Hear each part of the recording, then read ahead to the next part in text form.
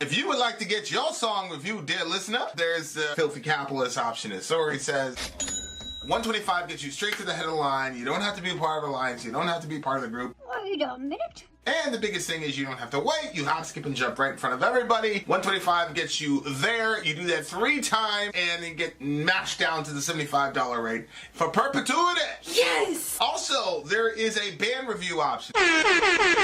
So if you've got a band and you're trying to get your band some exposure, hit me up at vinsori@gmail.com, and I'll show you the details about how to pull that off. You can also jump on Patreon, and there is a option on the tiers to be able to get your band reviewed. Yep. Obviously, we can't lie to you, so we can't guarantee a positive review.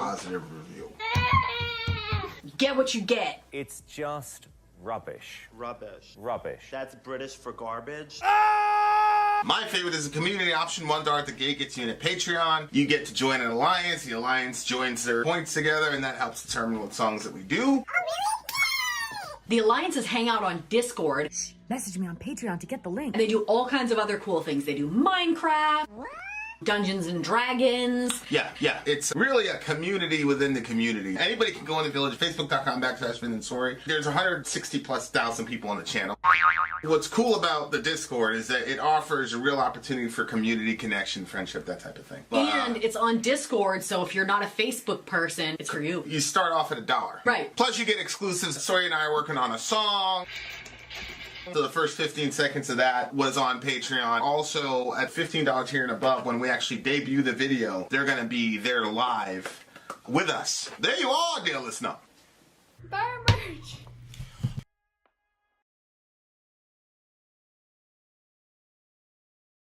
Straight. So a person with the OCD that you... I'm surprised you allow that to continue. Yeah, this is what happened. I bought clear tape that's double-sided, and I was going to tape it so it wouldn't keep moving. Well, It's still kind one of... of our children got into it. Well, look straight out here, but I can't see what... This way? Other way. A little bit more. That's good. It doesn't stay there. That's okay. It's better than last time. We'll figure it out next time. Whoops. Oh, look. Problem solved. Is it fixed? Yeah, that's good enough. Come back to us. I'm back. I'm here. Hi. Okay. Up next in our Magnificent 7 stream is Horn, A Hill to Die On.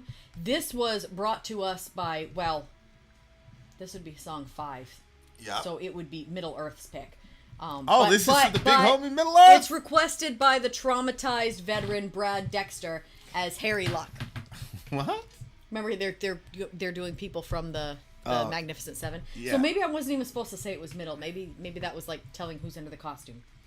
All right. Horn, A Hill to Die On. Train tracks. Wait a minute. Actually, I think that's actually the lyrics. Those are the lyrics. Yep. I have the So lyrics. there's nothing to say here. Nothing to say here, dear listener. Shout out to the big homie Matt S for the horribly review. depressing song. I enjoyed it. Shout out to We enjoyed it for sure. Shout out to Middle for your emails today. Thanks for. That's not the song.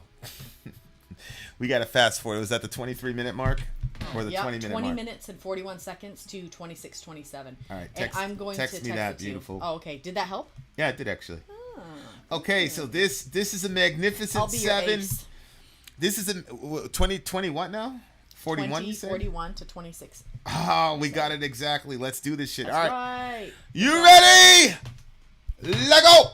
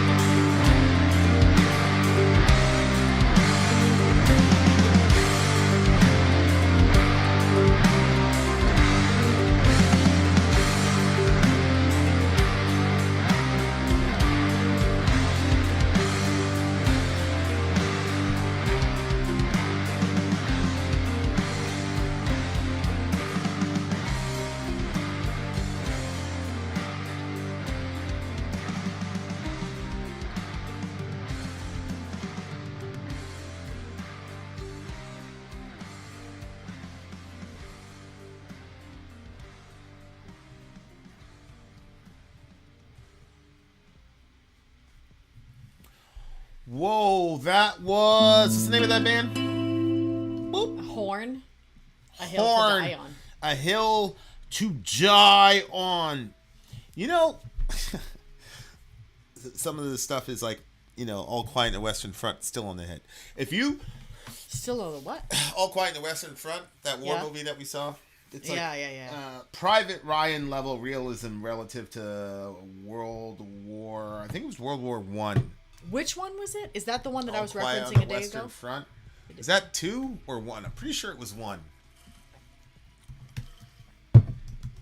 But, you know, it just showed you the horror of trench warfare. Like, if you go through different epochs of time, there are definitely, like, wars and warfare that was more miserable than other brands of warfare. Oh, well, yeah, exactly. Like, the current form of modern warfare is terrible. War is always going to be hell. But there were certain kinds of wars that are way more hellish than other kinds of wars. Well, I don't know who it was. You listen to so much different stuff, but they were basically saying, I don't remember who it was. They were talking about, like, being in the control room and dropping stuff and how it just felt like a video game. You compare 100%. that to where they're like, I don't know 100%. which war movie it was. It was a Civil War one. And, like, the guys were all standing there and, like, this big cannonball comes flying and, like, Light them all up. the bottom of the guy's leg, and it's like... But even Or that, like when they just really it's the trench. Is it the trench warfare? Remember when the people were lined up and they would just keep getting mowed down? I mean, yeah, that was like the old school because they hadn't matched tactics with technology, Right. and some of that happened also in World War One. I think chemical warfare also would be another really bad one. The problem with trench warfare was you had guys that were stuck. They'd have these, you know, barbed wire things and things like that because when guys got close, you wanted to. You had dudes like I think it was Stuck C.S. in Lewis. C.S. Lewis one time was talking about. These are teenagers, 16, 17 years old, talking about one of his buddies that had got jammed up in one of those barbed wire thingamajiggies. And what would happen is like they had obviously a sniper on the other side, and the sniper would not kill him. So you had this kid that's injured screaming for his friends, and every time one of his friends would go to, you know, get him out, they caught one. So eventually You just do a mercy kill. it was basically the captain basically went over and dispatched the kid into eternity. You know what I'm saying? Because at first they're like, yo, we can't help him. And then everybody's hearing this kid yell for his yell for his mom, yell for this and that. It's too It's much. like, if you go to rescue It's this kid, traumatizing. I got to talk to your mom. No. Yeah. There was another one like They Will Never Grow Old is the name of and that one was World War II. And that's also on Netflix, and it was talking about these vets from World War II, and they had one last final charge, I think it was, and one of his guys was down, and basically he was really hurt, but he wasn't gonna die. So he talked about killing his friend, and then he said, you know, that hurt me, but I had to keep going, you know, and it was just like, damn, like. And then we have phrases like that, like, is that the hill you want to die on? You know what I'm saying? And it's like, that phrase is usually used for you are investing way too much in an issue that's not worth it. So the vast majority of the time, the hill to die on thing, it basically means, in the negative sense, you're investing way too much, whatever kind of capital, physical, emotional capital, whatever, to this thing. Like, there's no, and like, when I think about like how valuable and powerful that relationship is between child and parent, husband and wife, friend to friend, brother to brother, for that to be extinguished literally for a square of dirt. Yeah. I was listening to one of my, well, he wasn't my friend. He was basically our cousin, adjacent, whatever. Not like relationally, like we'll say corporately, organization wise. I was listening to him a couple days ago, and he was talking about getting jammed up in Afghanistan, and you know, him having those anniversaries because his buddy he got hit with an RPG, and his buddy didn't make it. and he was talking about that anniversary, and he was like, you know, they wouldn't want us to be upset and crying all the time and all this. And I'm like, That is true. yo, for what, bro? I remember when I was 18, 9/11 happened or whatever. 16, whatever. I don't care how old it was, but that's not the point. I was talking to this guy, and he was a Vietnam vet, and he ended up in the psych ward with us. And I remember asking him, like, somebody said, like, there was another guy who was also an old school Vietnam. That dude, big dude, bigger than your dad, but his arm looked like he got into like a motorcycle accident or something, but it was really shit he was doing to himself. Oh God. And big dude, 6'3". It was like I'm probably I'd say, like, if I write a book, it's crazy, because one of our counselors was a Navy SEAL, and he was in. But now I understand why, because there's a lot of ex-military guys on that wing, and this guy had found a way to reconcile all the shit that he did and went through, you know, and help these guys. Yeah. And so he was one of the, but the guy was an absolute maverick. I mean, he was horrible. Like, you know, you remember Ed would be like, yeah, like, we were talking about fear, and like, my biggest fear is that, you know, my body's going to betray me and I'm going to die. And the counselor goes, yeah, I mean, you got a bad kidney, man. You got a bad kidney. You had a stroke. You could die anytime. We were like, what the fuck?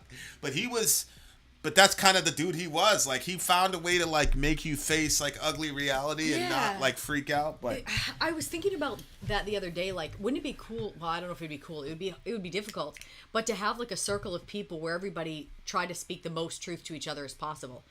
So for the sake but he was the also other people's... a pro. Like, he knew what he was doing. And the other thing too is that he had the credibility because he had been through the shit, you know. But anyway, it was this guy. It was weird. This guy had straight white hair. The guy that he was talking had straight white hair, early 40s, but like, he looked young, but all of his hair. Anyway, he was just talking about Vietnam, you know, and the shit that he went through, and then he said the hardest part is realizing that all my friends died for nothing. I killed all those people for no reason.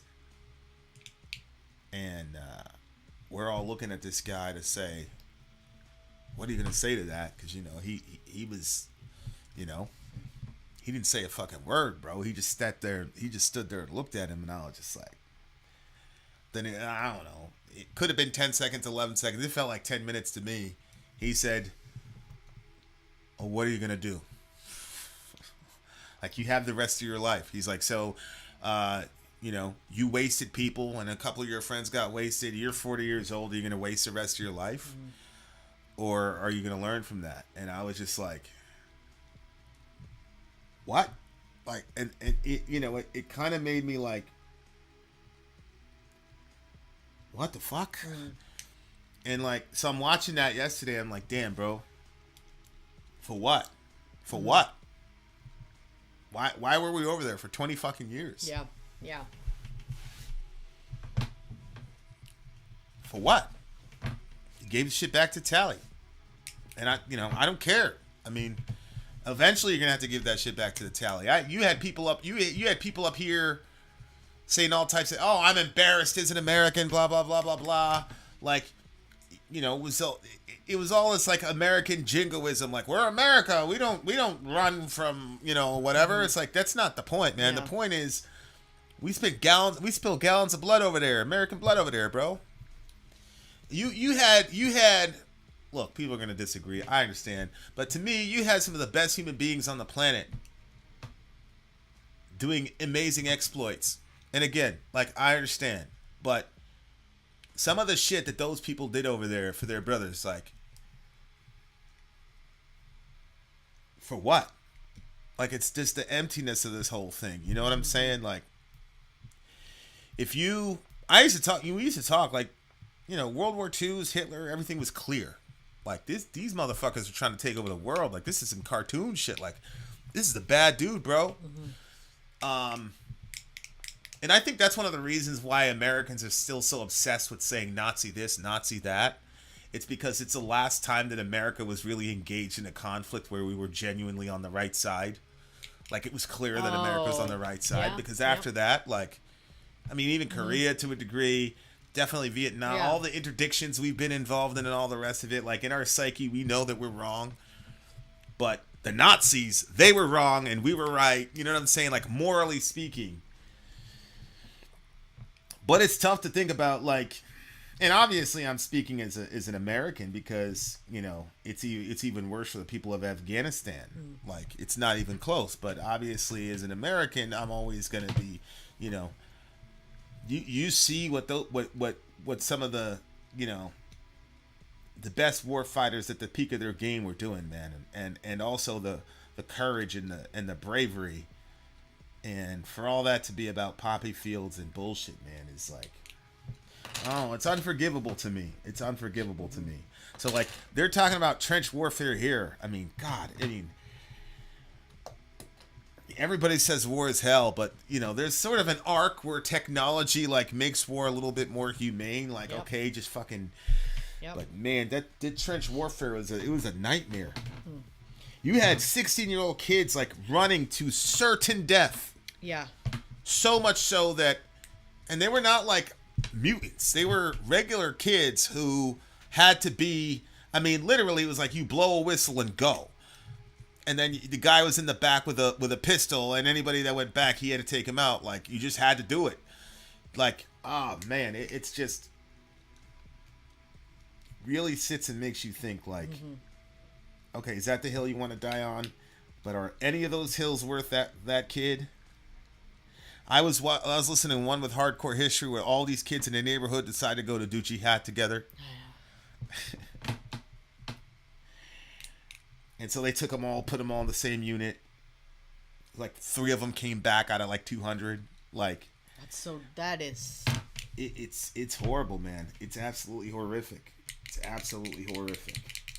But yeah, man, rest in peace to all of those. But just lyrically, I mean, it's gonna be hard if you've lost a kid than to be around people that haven't lost a kid. But I think it's got to be worse if you've lost a kid and so has everyone else in the fucking neighborhood. Imagine the Christmas parties in the neighborhood, everybody is mourning. The whole neighborhood is different. One thing about how the streets got quiet. Yeah, that's what I'm saying. Like, that's when I turned off the episode. I'm like, oh, this shit's trash, too much. Bro. This is trash. Yeah. Like, I'm out of here. Yeah. But yeah, like, chain track sweep for the corridor, slopes and worms and soil unfirm. You know, like, bunkers have withered, supply trails sunken in the mud. I mean, geez, man, like, just regular shit like, oh, I got a flat tire. That's an inconvenience for us. It's like a death sentence for 20 people. Mm-hmm. You know, like, and it makes you, you know, you see movies like shows like Band of Brothers and all those other things. And, you know, there's an entire genre of war movies. And as I'm older, I look at those and I'm like cringing. I'm like, ugh. But when I was younger and watching that shit, there's nothing I wanted to be like, oh my, I remember watching the History Channel. People be out. I was in New York at the time, like, and I that's when I discovered the Army Rangers. Like, before I heard of any SEAL shit, I never heard of. The guy next to me, our neighbor, when we moved up here, he was a SEAL, and I laughed at him. I'm like, is that like the Rangers? He was like, what? Well, I'll tell you what, as far as the basics of land warfare goes, give me a Ranger bat, please. Shout out to the SEALs, but as far as, like, actual, like, Army shit, yeah, give me a Ranger bat. You get home. But, like, when I was young, like, I wanted to be like, yeah, you know, and I remember thinking to myself, yeah, like, I'm prepped, like, I'm in the streets, blah, blah, blah, blah, blah, blah. Mm-hmm. You know what I'm saying? Like, I know how to, I've been tested already. You know, I have RL, that's how you say, I've been tested already, like, you know, blah, blah, blah. And like, to a degree you have, but it's, you know, now I look at it and I'm just straight up cringing. Yeah. Rest in peace to all the homies. Shout out to Scoots. I do think something happened. Rest in peace to Scoots. Oh, yeah. I Go do ahead. think that something happens too as you age, because when you were young and watching those, it was people your age. Now that we're older, when we watch those, it's like people our kids' age. And when Yeah. you see like boys our kids' age dying, it hits differently than people your own age when you were a teenager. You know what's the craziest thing to me really about it? It's not even the kids. It's the fact that a lot of these guys are fathers. Oh, I never And- even thought of the father And aspect. some I kid's was- gonna have to hear some really bad fucking news, man. Like Adam Brown, like it was his last fucking deployment. It was his last op on his last deployment. Come on. You know, and those kids, you know, and it's crazy because you know, one of his teammates went to his son and said, you know, blah blah blah, and his son said, are you gonna get those guys? And they said, fuck yeah, we're getting those guys. And And then they all did. of them. And then all of them died in extortion 16, Yeah. 17, whatever. Rest in peace. It's just fucking war is terrible, and to some degree, like, I love my country, like I love this country, bro, but to some degree it's our, you know, the pain that all those people are feeling collectively is our collective judgment, because we're fucking around with the lives of people all over the world, and it's like you cannot do that to people and not feel the pain, and we're feeling it. And until we wake the fuck up and stop playing around with this empire bullshit, the shit's gonna continue. But as long as we're comfortable, we're fine. That's the American way. It's a 9 for me.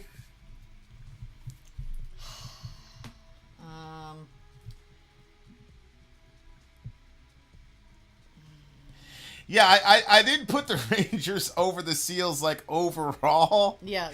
But I'm just 8.9. talking about, like, the basics of the Army shit, the land nav, the rucking, the... There's some growth, in my opinion. But what do I know? I'm a kid. All right. There you are, dear listener. We've got more coming for you. Testament is up next. Vin out. Sorry out. Go.